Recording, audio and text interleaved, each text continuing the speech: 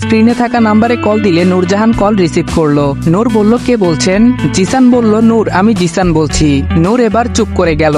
জিসান বলল, হ্যালো। নূর বলল, জি। কোন জিসান? ঠিক চিনতে পারছি না। ফোন কেটে দিতে যাবে তার আগে জিসান বলে উঠল, কেন করলে এমন? কেন কেড়ে নিলে আমার থেকে আমার ছেলে? নূরজাহান বলল, ও হ্যালো, সরি, রং নাম্বার, বলেই কেটে দিল।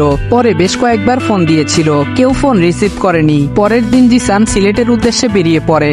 ফ্লাইটে চলে আসলো, তাই তেমন সময় লাগেনি। সকাল 10টার সময় জিসান দাঁড়িয়ে আছে নূরজাহানের বাড়ির দরজার সামনে। কলিং বেলে চাপ দিলে নূরজাহান বেগম এসে দরজা খুলে দিলেন। জিসানকে দেখে ঘাবড়ে গিয়েছেন। নূরজাহান বলল, ভেতরে আসুন। জিসান বাসার ভেতরে গেল। নূরজাহান বসতে দিয়ে পানি নিয়ে আসলেন। নূর বলল, বলো কি খাবে? জিসান বলল, তুমি ভালো করেই জানো আমি এখানে কেন এসেছি, তাই বলছি প্লিজ ফালতু কথা বন্ধ করো। আগে বলো আমার নীল কোথায়? নূর বলল, সরি, ঠিক বুঝলাম না। আপনার নীল মানে? আপনি নীলকে কোথায় পেলেন? জিসান বলল, তুমি জানো না নীল আমার কে? নীল আমার ছেলে। নূর বলল, ছিল, বাট এখন আর নেই। এখন নীল আমার ছেলে। তোমার কি লাগবে বলো আর চলে যাও। জিসান বলল, আমার নীলকে লাগবে, দিয়ে দাও, চলে যাব। নূর বলল, আপনার মাথায় কি কোনো কমন সেন্স নেই? সবই তো জানেন নীলকে খুঁজে পাওয়া যাচ্ছে না, আর যদি নীলকে খুঁজে পাওয়া যায় তাহলে নীল তোমার সাথে যাবে না। জিসান বলল, আমার ছেলেকে আমার থেকে কেড়ে নিতে চাইছো? সরি, অলরেডি কেড়ে নিয়েছো, কিন্তু কেন? কেন এমনটা করলে বলো? নূর বলল, আমি নীলকে কেড়ে নিইনি। মৃত্যুর আগে নীলের মা আমার কাছে নীলকে রেখে গিয়েছে। তোমাদের কারো ছায়াও যেন নীলের উপরে না পড়ে। কলিজার টুকরা বান্ধবীকে তো হারিয়ে ফেলেছি, কিন্তু ওর রেখে যাওয়া সম্পদ নীলকে হারাতে চাইনি। জিসান বলল, একবার আমাকে বলতে পারতে আমার ছেলে মরেনি, বেঁচে আছে, তাহলে হয়তো আমার জীবিত ছেলের মৃত্যুবার্ষিকী পালন করতাম না। নূর বলল, আপনার কি মনে হয় আমি আপনাকে বলবো আর আপনি আপনার পরিবারের কাউকে বলবেন না যে নীল বেঁচে আছে? ওরা কেউ জানলে আমার নীলকে আমার থেকে কেড়ে নিত, তাই বলিনি। জিসান বলল, কতদিন হলো খুঁজে পাওয়া যাচ্ছে না নীলকে? নূর বলল, আজকে 2 মাস 17 দিন। ফোন বন্ধ দেখাচ্ছে, মনে হয় রাগ অভিমান জমে আছে আমাদের উপরে। জিসান বলল, বাসা ছেড়ে চলে যাওয়ার কারণ কি ছিল? নূর বলল, ও বাসা ছেড়ে যায়নি, তাকে যেতে বাধ্য করা হয়েছে। জিসান বলল, ঠিক বুঝলাম না, ক্লিয়ার করে বলো। অতঃপর নূর জিসানকে শুরু থেকে শেষ অবধি সবকিছু বলে। জিসান চোখের কোণে জমে থাকা পানি চট করে মুছে নিল। জিসান বলল, তোমার ভাবি কোথায়? নূর বলল, কেন, ওদের দিয়ে আপনি কি করবেন? জিসান বলল, যে মহিলার জন্য সবকিছু হয়েছে তাকে এই মুহূর্তে গুলি করে মারতে ইচ্ছে করছে। নূর বলল, আমি ওদের 3 জনকে তাড়িয়ে দিয়েছি। জিসান বলল, 3 জনকে তাড়িয়ে দিয়েছো মানে? তোমার মেয়ে কোথায়? নূর বলল, নীলুকেও ওদের সাথে দিয়েছি। জিসান বলল, সবকিছু শোনার পর মনে হলো এখানে নীলুর কোনো দোষ নেই, ও বাচ্চা মেয়ে। তোমার ভাবি যেভাবে নীলাকে বলেছে সে ঠিক সেভাবে করেছে। তোমার ভাবি হলেন পরিচালক, শাস্তি দিলে শুধু তাকে দিবে। নীলুকে বাসা থেকে বের করে দেওয়া ঠিক হয়নি। নীলু এখন কোথায় আছে? নূর বলল, শুনেছি ওরা এখন আমার চাচাতো বোনের বাসায় আছে, এখান থেকে 50 কিলো দূরে। জিসান বলল, আচ্ছা নীলের কোনো বন্ধু আছে? নূর বলল, হ্যাঁ আছে 2 জন, ওদের কাছে কোনো খবর পাওয়া যায়নি। নীলের সাথে ওদের কোনো যোগাযোগ নেই, কিভাবেই বা থাকবে? সিম পাল্টে ফেলেছে। জিসান বলল, আচ্ছা ওর গার্লফ্রেন্ড আছে? নূর বলল, হ্যাঁ ছিল তো, মাঝে মধ্যে বাসায় নিয়ে আসতো। মেয়েটার নাম মনে হয় নিশিতা, এর চেয়ে বেশি কিছু আমি জানি না, তবে নীলুর সাথে সবকিছু শেয়ার করত। জিসান বলল, নিশিতার বাসা কোথায় জানো? নূর বলল, না, ওসব কিছু জিজ্ঞেস করা হয়নি, নীলু বলতে পারবে, কিন্তু ও তো এখন বাসায় নেই। জিসান বলল, আমার সাথে চলো। নূর বলল, কোথায় যাব? জিসান বলল, নীলুর কাছে যাব, ওর থেকে নিশিতার সম্পর্কে সব জানতে হবে। নূর বলল, কিন্তু নিশিতার সম্পর্কে জেনে আমরা কি করব? জিসান বলল, নিশিতা যদি সত্যি নীলকে ভালোবেসে থাকে তাহলে নিশিতার সাথে নীলের কথা হয়, এর মাধ্যমে নীলকে খুব তাড়াতাড়ি খুঁজে বের করতে পারবো। নূরজাহান বলল, ওদের কাছে আমি যেতে পারবো না, তবে ফোন করে সব জেনে নিতে পারি, নাম্বার নাও আর কথা বলো। এরপর নূরজাহান জিসানকে নাম্বার দেয়। 1-2বার কল রিং হওয়ার পর নীলু ফোন রিসিভ করলো। জিসান বলল, তুমি কি নীলা বলছো? নীলা বলল, জি, কিন্তু আপনি কে? জিসান বলল, আমি নীলের বাবা। আচ্ছা, নীলের গার্লফ্রেন্ড নিশিতার ঠিকানা দেবে? নীলা বলল, মেসেজ করে দিচ্ছি। জিসান বলল, আচ্ছা নীল কি সত্যি নিশিতাকে ভালোবাসতো নাকি ওরা শুধু বন্ধু ছিল? নীলা বলল, কি বলছেন, 4 বছরের রিলেশন ওদের, ভাইয়া নিশিতা আপুকে পাগলের মতো ভালোবাসে। জিসান বলল, ঠিক আছে, তুমি তাড়াতাড়ি ঠিকানা দাও, আর হ্যাঁ কালকের ভেতরে বাসায় চলে আসবে। নীলা বলল, কিন্তু আঙ্কেল, আম্মু? জিসান বলল, তোমার আম্মু কিছু বলবে না, আমি আছি। জিসান ফোন কেটে বাইরে চলে আসে, সাথে নূরও এসেছে। বাইরে এসে দেখে জিসান একা আসেনি, আরো 2টা গাড়ি, সব মিলিয়ে 10 জন মানুষ এসেছেন। নূর বলল, ওনারা এতক্ষণ বাহিরে কেন দাঁড়িয়েছিলেন? জিসান কোনো কথা বলল না। নীলার দেওয়া ঠিকানায় পৌঁছে সবাই ওদের বাসার ভেতরে ঢুকে পড়লো। এদিকে কাজের মেয়েটা চেঁচামেচি শুরু করে দিয়েছে। দরজা খোলার পরপরই সবাই কিছু না বলেই ঢুকে পড়ে। চেঁচামেচি শুনে নিশিতার বাবা আর ভাই চলে আসে। নিশিতার ভাই রানা বলল, এই মিস্টার, কারা আপনারা? অভদ্রের মতো কিছু না বলেই বাসায় ঢুকে পড়লেন। জিসান নিশিতার বাবাকে উদ্দেশ্য করে বলল, আপনার মেয়ে নিশিতা কোথায়? নিশিতার বাবা বলল, আমার মেয়েকে কেন খুঁজছেন? কি করেছে আমার মেয়ে? নূর বলল, কিছু করেনি, আমরা আপনার মেয়েকে দেখতে এসেছি, প্লিজ একটু ডেকে নিয়ে আসুন। রানা বলল, কিন্তু কেন?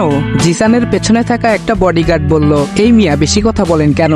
ম্যাডাম যা বলছেন তাই করুন, ডেকে নিয়ে আসুন আপনার বোনকে। কেউ ডাকা লাগেনি। তার আগেই নিশিতা বাহিরে চলে আসে। জিসান নিশিতার কাছে গিয়ে বলে, নীলের সাথে তোমার কথা হয়? নিশিতা বলল, কে নীল? আমি কোনো নীলকে চিনি না। নূরজাহান বলল, দেখো মিথ্যা বলো না, আমি জানি তোমরা একে অপরকে ভালোবাসো, বেশ কয়েকবার আমার বাসায় গিয়েছিলে। কি হলো, মনে পড়ছে না? এত তাড়াতাড়ি ভুলে গেলে?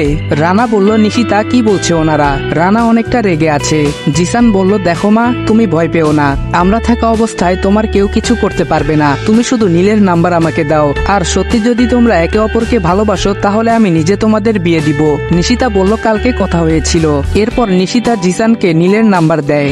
নীল কলেজ শেষে বিকেলে চলে যায় তনু আর তুবাকে নিয়ে আসতে। কিছুক্ষণ পর একসাথে দুইজন আসে। তুবা এখন সামনে এসে নীলের পাশে বসে আছে, আর তনু পেছনে বসে আছে।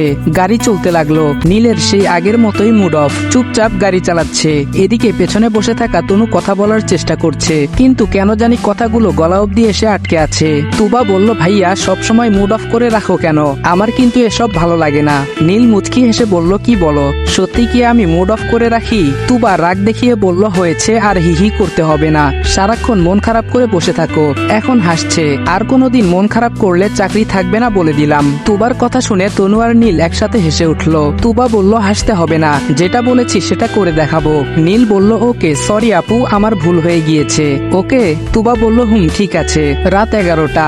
নীল আর রিফাত ছাদে বসে আছে। তখনই একটা অচেনা নাম্বার থেকে মেসেজ আসলো, জেগে আছো? থাকলে একটা রিপ্লাই দিও। নীল কয়েক মিনিট চিন্তা করে রিপ্লাই দিল, কে আপনি? ঠিক চিনলাম না। অপর পাশ থেকে মেসেজ আসলো, কল দাও। এরপরে সব বলছি। নীল কল দিলে ফোন রিসিভ হয়। নীল বলল, হ্যালো, কে বলছেন? ওপাশে কোনো উত্তর নেই, চুপ করে আছে। নীল বলল, হ্যালো, কথা বলুন, না হলে ফোন রাখছি। মেয়ের কণ্ঠে কেউ বলল, জি বলুন। নীল বলল, আমি কি বলবো, মেসেজ তো আপনি করলেন, আবার বললেন ফোন দিতে। মেয়েটা বলল, ঘুম আসছিল না তাই কল দিলাম। কি করছো? নীলের কণ্ঠটা চেনা চেনা লাগছে, এটা তনু নয় তো? তবুও শিওর হওয়ার জন্য বলল, আপনার পরিচয় দিন, না হলে ফোন রাখুন। মেয়েটা বলল, আরে আমি তনু। নীল বলল, আরে তনু আপু, কিছু বলবেন? রিফাত বলল, কিরে, কার সাথে কথা বলছিস? অপর সাইড থেকে তনু বলল, না মানে ঘুম আসছিল না তাই কল দিলাম, কথা বলা যাবে? নীল বলল, জি আপু বলুন, কি বলবেন, আমি শুনছি। রিফাত বলল, কার সাথে কথা বলছিস? নীল বলল, হুজুরের মেয়ে জান্নাত। তনু বলল, এই আপনি কথায় কথায় আমাকে আপু ডাকছেন কেন? আমি কি আপনার থেকে বয়সে বড় নাকি? নীল বলল, আমার মনে হয় আপনি বড় হবেন, কারণ আপনি একজন টিচার। তনু বলল, হ্যাঁ টিচার, আমি তো ক্লাস 4 আর 5 এর ছাত্র পড়াই, তাছাড়া আমার পড়াশোনা এখনো শেষ হয়নি। নীল বলল, আচ্ছা আপু, তাহলে কি বলে ডাকবো? তনু বলল, আবারও আপু বলেন কেন? আচ্ছা, আপনার সাথে কিছু কথা ছিল, কথাগুলো শোনার পর রাগ করবেন না তো? নীল বলল, জি বলুন, কি বলবেন? তনু বলল, আজকে নয়, কালকে বলবো, 7টার সময় চলে আসবে। নীল পরের দিন সকাল সকাল তনুর কথা অনুযায়ী ওদের বাসায় চলে আসলো। তনু আজকে তুবাকে আসতে দেয়নি, বলেছে আজকে নাকি তুবার ক্লাস হবে না। ওর মা জানতে চাইলে বলল, আজকে সকালে যেতে হবে, কারণ মিটিং আছে। গাড়ি চলছে আপন গতিতে। আজকে তনু নীলের পাশে এসে বসেছে। নীল বলল, আচ্ছা আপু, আপনি আমাকে কিছু বলতে চেয়েছিলেন। তনু বলল, বলবো। তার আগে এটা বলো, কথাগুলো শোনার পর যদি তোমার ভালো না লাগে তাহলে সবকিছু এখানেই ভুলে যাবে, বাহিরের কেউ যেন জানতে না পারে। বলল, আরে কি এমন কথা, বলুন, কেউ জানবে না। তনুর এমন কথা শোনার পর নীল হা করে তাকিয়ে আছে। তনু আবারও বলতে শুরু করলো, আমি প্রেম ভালোবাসায় বিশ্বাসী না, আপনাকে আমার ভালো লাগে, জানি এটা পাপ, তবুও আমি এই পাপ করতে যাচ্ছি, কারণ সত্যি আমি আপনাকে মনে মনে ভালোবেসে ফেলেছি। আপনি কি আমাকে আপনার করে নিবেন? তনু কথাগুলো বলে নীলের মুখের দিকে তাকিয়ে আছে। নীল সামনে তাকিয়ে গাড়ি চালাচ্ছে। তনুর বলা কথাগুলো নীলের হজম হচ্ছে না, তাই চুপচাপ বসে আছে। তনু বলল, কি হলো, কোনো কথা বলছেন না কেন? কিছু তো একটা বলুন। নীল বলল, কি বলবো আপু, আমার কিছু বলার নেই, আমি আপনাকে বিয়ে করতে পারবো না। তনু বলল, কিন্তু কেন, কারণ জানতে পারি? নাকি নিশিতাকে ভুলতে পারছো না? নীল বলল, সেটা কথা নয়, আমি আপনাকে ভালোবাসার চোখে কখনো দেখিনি। তনু বলল, আমি জানি তুমি অসম্ভব ভালো একটা ছেলে, তাই তো আমার তোমাকে ভালো লাগে। নীল বলল, আপনি আবেগের মধ্যে আছেন, বাস্তবতা বড় কঠিন, আমাদের সম্পর্ক হতে পারে না, আর হলেও কেউ মেনে নিবে না। তনু বলল, বাস্তবতা কঠিন সেটা আমিও জানি, কিন্তু আমার বাবা মা রাজি আছে। আছেন। আমি আপনাকে বলার আগে আমার মা বাবাকে বলেছি, ওনারা সবাই আপনাকে পছন্দ করে। শুধু আপনার মতামত জানতে চাইছি। আমি ওনাদের মিথ্যে বলেছি আপনিও আমাকে ভালোবাসেন। নীল বলল, আমি পারবো না। সরি আপু। তনু বলল, আপনার সমস্যাটা কোথায় সেটা বলবেন, নাকি আমি দেখতে খারাপ?